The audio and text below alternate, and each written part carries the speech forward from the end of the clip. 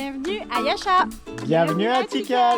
Et on est accueillis par l'arbre national du Guatemala, le Ceiba.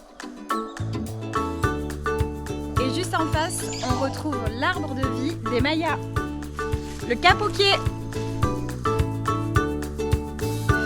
Alors nous sommes les premiers à Tikal, c'est extraordinaire. Nous sommes arrivés avec les locaux et nous sommes accueillis par des singes hurleurs. Le bruit est impressionnant. Ah ouais, c'est la chorale. D'ailleurs, on a été réveillés à 3h du matin par les singes.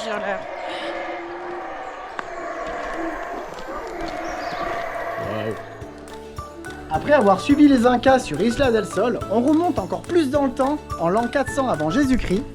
Et oui, parce que dans cet épisode, on t'embarque dans un voyage mystique dans l'ère Maya.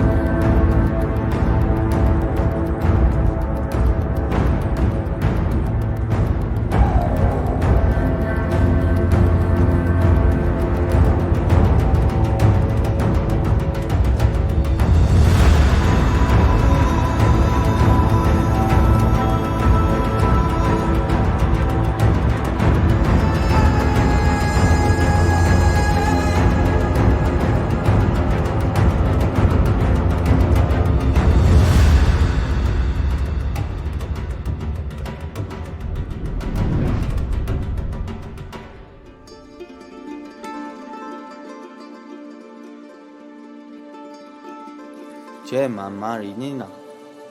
Tura la ba. Kopana lana tula ba.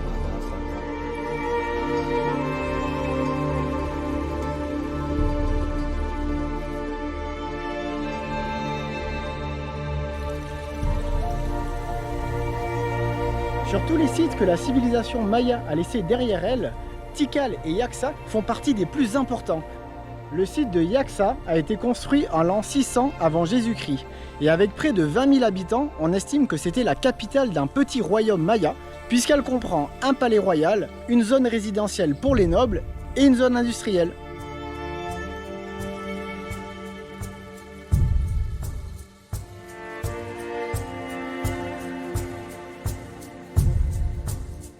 Dans le langage maya, Yax fait référence aux couleurs bleues et vertes et Ha signifie l'eau. Donc tu l'auras compris, Yaxha signifie eau bleue et verte, en référence aux forêts et lagunes qui entourent la cité.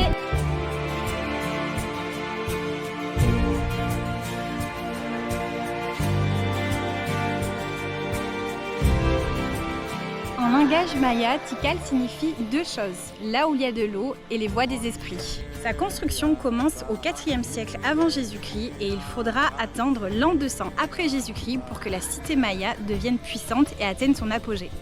En effet, à ce moment-là, la cité atteignait plus de 60 km. Mais aujourd'hui, seuls 17 km ont été fouillés. Pour des raisons politiques et économiques, le reste est encore enseveli. Il y a encore donc plein de trésors cachés à Tikal.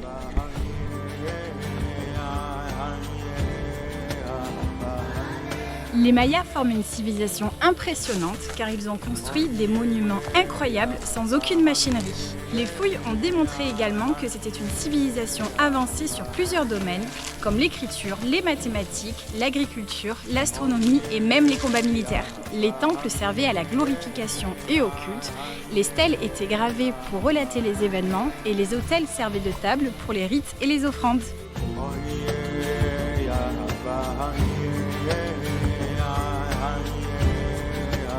À présent, nous arrivons sur un édifice complètement différent. C'est le terrain de jeu des Mayas, ça se passait ici.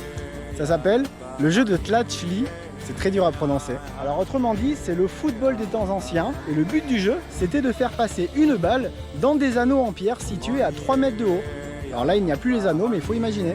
Deux équipes s'affrontaient sans utiliser ni les pieds ni les mains. En réalité, les joueurs devaient s'échanger à coups de pied, de hanche ou d'épaule une balle de 3 kg. Et il semble que malheureusement, les perdants de ce jeu se retrouvent donnés en sacrifice aux dieux. D'ailleurs, on aperçoit juste à côté la base de la pyramide des sacrifices. Les écrits racontent que même le souverain participait au jeu lorsqu'il fallait résoudre des différends politiques entre les cités. Les Mayas étaient polythéistes et dans leur cité, on rencontre un temple pour chacun des dieux qu'ils vénéraient. Notamment le jaguar qui était associé au sacrifice et à la guerre. Le serpent, quant à lui, était souvent représenté pour incarner le pouvoir. Le quetzal pour la richesse. La chouette qui, elle, symbolisait l'autre monde et guiderait les morts vers l'au-delà. Et puis pour finir, le colibri qui symbolisait la réincarnation. D'ailleurs, la légende maya raconte que si un colibri vient te rendre visite, c'est sûrement un ami disparu. Voilà, tu sais tout.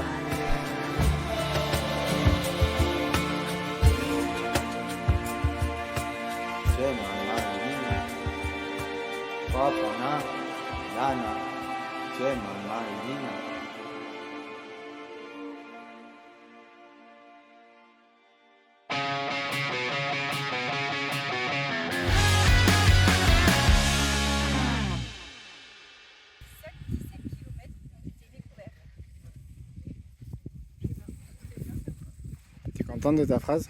Pas trop. Tu lances un rituel maya?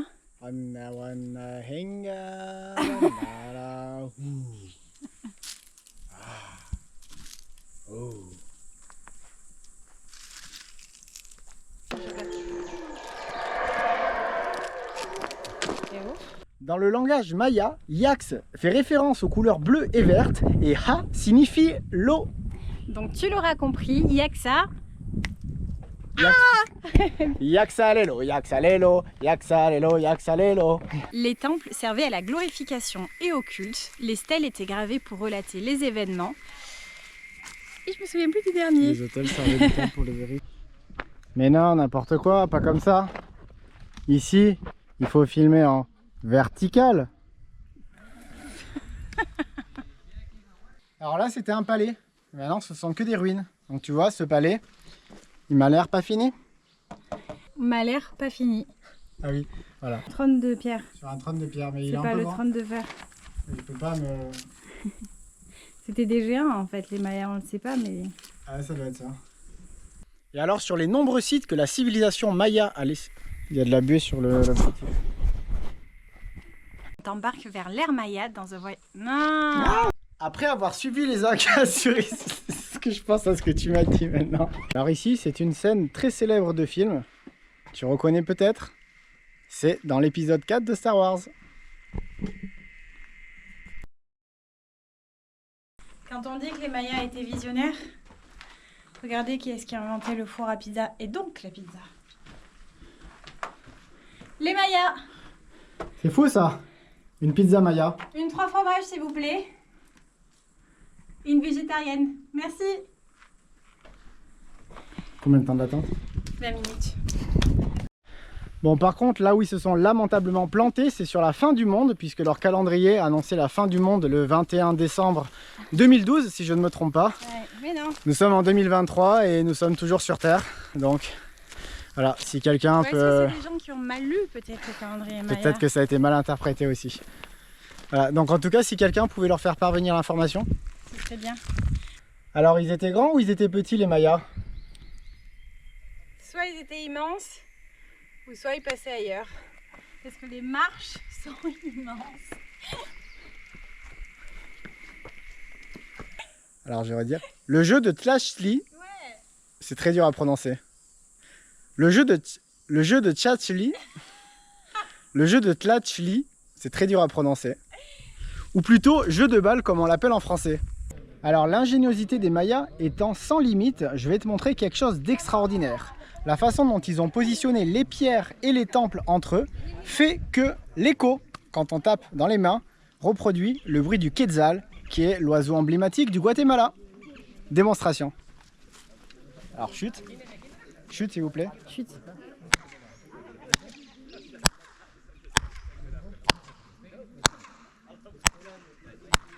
Voilà. Yeah. Extraordinaire, ça c'est la magie maya. Alors du coup ça fait comment le quetzal? Au, au, au, au, au, au, au, au, au, au, au, au.